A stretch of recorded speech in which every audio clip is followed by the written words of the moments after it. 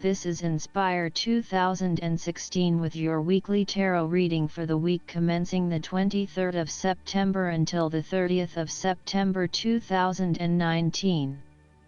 The first card for you is representing, how do you feel about yourself? Your card is the Two of Cups. This card typically points towards a relationship that is based on mutual attraction and romantic inclinations. It reflects the clear, nurturing, supportive and heartfelt exchange of emotions that is the gift of a romantic relationship. The Two of Cups represents love that is nurturing, creative, clearly focused, inspirational and equally fulfilling. In a reading, this is often a beautiful start to a new romance in which you will experience understanding, harmony, and deep love between two souls. The seed has blossomed into a tree of appreciation. Kindness and thoughtfulness will bind your two hearts together with the feeling of being simultaneously very special to one another. In some cases, the Two of Cups can refer to marriage, proposals, and engagements, particularly as this card portrays what looks like a wedding or hand-fasting. It is a reflection of commitment between two individuals, to say that they will go through life together, always considerate of each other's needs and wishes. Outside of love, the Two of Cups reflects a partnership of sorts, be it a business partnership, friendship, or even a relationship between a person and their pet. On first glance, the Two of Cups shares a similar message to the Lovers. However, the energy of the Two of Cups is slightly weaker than the Lovers card. Whereas the Lovers is the reunion of two complete beings, the Two of Cups is a less mature union that, stable as it may seem, does have the potential to come undone over a longer period of time. So, while the union is strong now, it is not clear whether the relationship shown by the Two of Cups can stand the test of time. Only the two people involved can decide that. Despite the focus on the two beings shown on this card, the Two of Cups also points to what is happening within the individual. To be truly loved, deeply treasured, and valued highly by others, you must first and foremost strive to create those feelings for yourself. That is, when you work toward loving yourself, you hold your inner spirit in high regard, treating it with deference and deep respect. When you see yourself in this positive light, other people cannot help but respond to your personal sense of value in an equally positive manner. The second card for you is representing, what do you want most right now? Your card is the Six of Pentacles. This card is representing being in harmony with your money. The amount that comes in and the amount that flows out are in balance, and you are thankful for what you have without being grasping of it, and happy to share with others in need. This card is also about charity. You may either be the wealthy man in this card, giving away his wealth, or the beggars, gratefully receiving what the man has to offer. If you are the wealthy man, then you have accumulated great wealth and are now in a position where you can offer financial assistance to those in need. Now that you have lived through the darkness long enough to see the inner light, it is time to help others who are not so fortunate. Consider giving to charity or reaching out a helping hand to someone who needs your support. The generosity of the Six does not limit itself to money and material things. Giving of your time or your wisdom is often just as spiritually fulfilling as giving away money or gifts, and the intangible gift of your presence is received just as well, if not better. You may also be inclined to make a loan to someone, on the premise that they will eventually pay you back once they are back on their feet. This is a loan built on trust and good faith, knowing that if you give something away, it will come back to you. Remember, though, that this is more about a short-term fix and not a sustainable solution towards self-sufficiency. So, think about how you can financially support your family or friends in a way that encourages them to stand on their own 2 feet eventually. If you are the beggars in the Six of Pentacles, then you may be the recipient of someone else's charitable activities.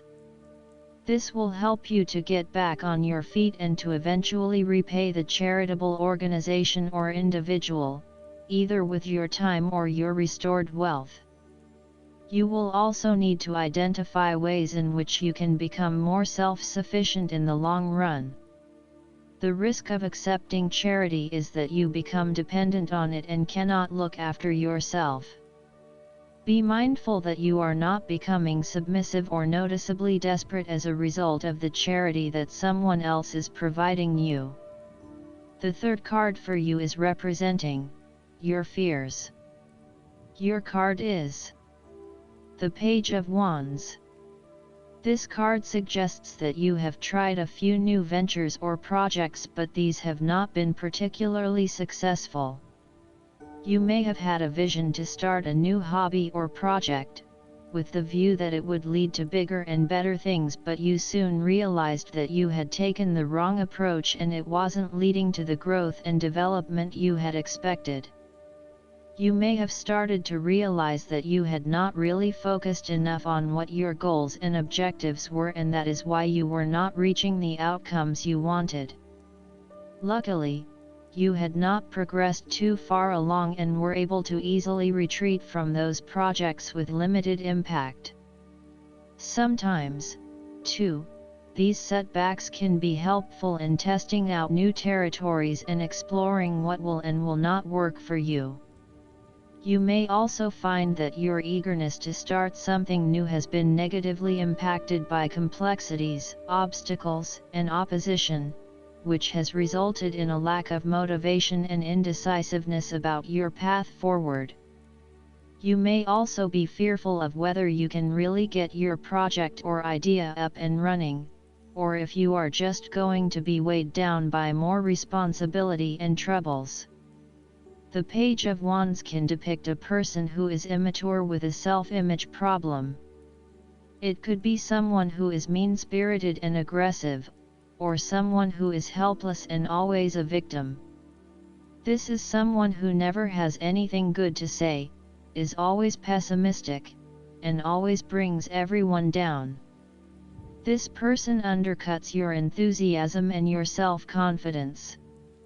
Often, this is a superficial, lazy, and arrogant person, one who is unwilling to make an effort, and is uncooperative and impatient.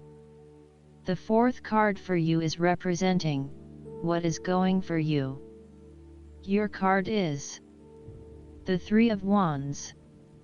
Your plans are now well underway and you are starting to consider even more opportunities to expand your current plans and maximize on the potential of your future. Everything is progressing steadily and as expected, thanks to your solid planning and ongoing motivation to persist. The Three of Wands indicates opportunities to expand your horizons through study, travel, business enterprise, and learning. You need to become more aware of the opportunities that exist for you right now, as there may be more than you are aware of. To best see and take advantage of them, you must concentrate, cooperate, and remain open-minded. You may be more aware that your best opportunities lie outside of your current environment, so it is time to think big. Consider what you can do to open doors for yourself and create more development and self-exploration opportunities. It also signifies the changes and challenges that are up ahead and that are associated with expanding your horizons and entering new territories. Given the man in this card can see far ahead of himself, then you are likely to already be aware of the upcoming changes and challenges and can prepare for them ahead of time.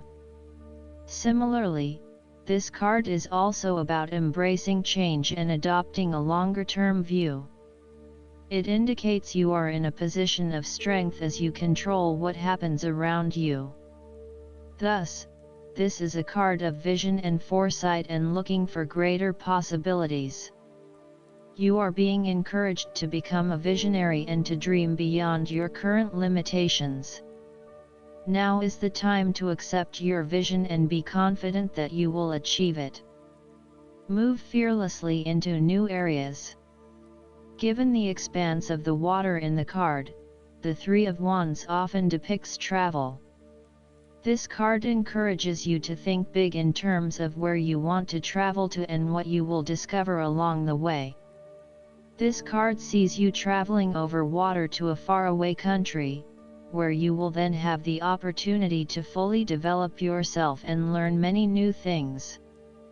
I see this as a wonderful card of opportunity that encourages you to be bold and take this leap of faith to truly develop who you are. The fifth card for you is representing what is going against you. Your card is the Ten of Swords. This card indicates a painful ending which must occur for there to be growth and regeneration. The suit of swords is the suit of thoughts, plans, and attitudes, and this card is very appropriate in the area of mental transformations. This card indicates that there will be a forceful re-evaluation or elimination of your previous attitudes about life, your views about yourself and what is important, and possibly your plans for the future. Despite the initial trauma and torment associated with this change, the imposed re-evaluation can be a very positive thing. It is important to understand that while the means of your demise may not seem reasonable or fair, your previous thoughts and attitudes really need to change in order for you to reach a better place in your life. Rather than dwelling on the painful ending, it is important to look ahead and realize how these events free you up to completely reshape your life and choose a new direction for yourself.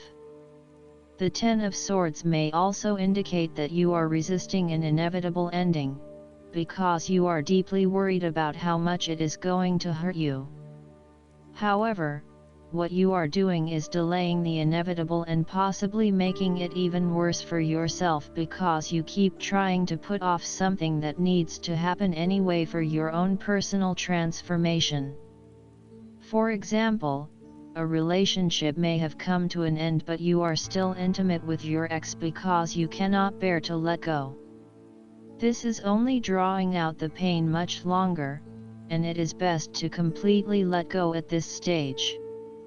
Sometimes, the Ten of Swords may reflect fear of ruin, even if that ruin has not yet occurred. You are always be thinking of the worst case scenario and planning for the worst, even if it does not happen. This is only creating unnecessary fear and anxiety for you, and it is important that you return to the energy of the Nine of Swords and run a reality check as to whether things are as bad as they seem. The Ten of Swords represents an old situation that ended very badly. You are still carrying around wounds from that situation, but you have buried them so deeply that you do not realize they are still present in your life and still hurting you. This old pain needs to be brought up and dealt with once and for all, so you can liberate yourself from these deeply inflicted wounds. It may be difficult to experience the pain again, but at least you are releasing yourself of this pain and allowing it to pass from your life. The last card for you is representing the likely outcome that you may have. Your card is the Ten of Cups. This card embodies happiness, joy, contentment, and emotional fulfillment, particularly in the area of your relationships and family.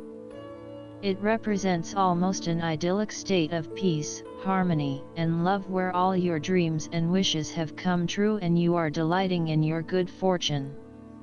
Given it is a 10, This card indicates attainment of this idyllic state, so stop for a moment to appreciate everything that you have accomplished and be incredibly grateful for the blessings that fill your life right now.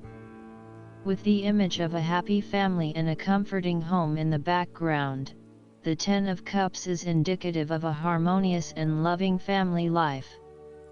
All family members are getting along with each other and there is a lot of happiness and love shared. No one is fighting or causing any tension.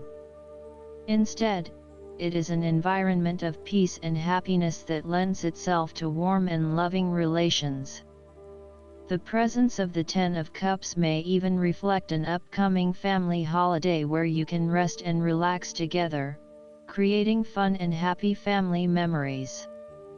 There may be a family reunion or a family celebration where members of your extended family come together.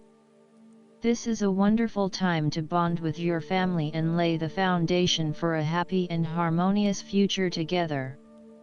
The Ten of Cups is also a very positive card in terms of romantic relationships and may indicate either the beginning of a new, very happy relationship, or the ultimate satisfaction of a long-term relationship. Commitment and love are the requirements of such satisfaction, yet this card promises that with the required effort a lasting love can be built. The time will also be made for the enjoyment of pleasures, which may be shared with another person whom you love. Last but not least, the guidance card for you is the Eight of Winter. The idea that you're trapped by your situation is a false one. Don't let your ego convince you that you're without power. You have what it takes to move out of any situation you don't like. With resolve and determination, tell yourself that you will have the life you desire. Believe in yourself. Changes require commitment, and that means making a choice to actively improve matters. If you find it difficult to focus, ask God, the angels, and the fairies to send you signs to help create a plan. Take responsibility for your life now. A fairy stands on a slab of ice, feeling trapped. However, the distance from her island of ice to the next one is short and the space easily stepped over. Her sense of entrapment is an illusion. Additional meanings of this card: the illusion of being trapped, the need to take back your personal power, not believing in yourself. I hope that you enjoy everything, and if you like the reading, just please click subscribe and you will get instant notifications every time we publish a new video right to